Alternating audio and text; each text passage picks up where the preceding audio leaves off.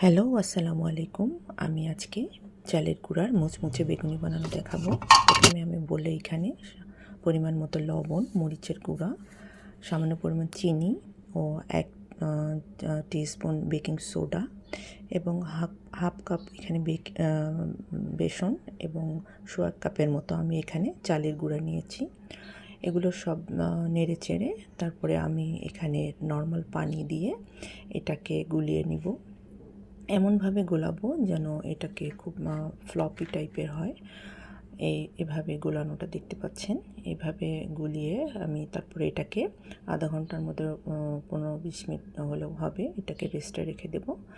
তারপরে আমি একটা ফ্রাই প্যানে তেলটা ভালোভাবে হিট হলে আমি এই বেগুনিগুলোকে ভেজে নিব। দেখতে পাচ্ছেন কেমন ফুলকো হয়েছে বেগুনিগুলো। এভাবে বেগুনি চালের গুঁড়া দিয়ে বানিয়ে খেয়ে আপনারা দেখবেন যে কতটা মুচমুচে এবং খেতে খুবই মজা হয়।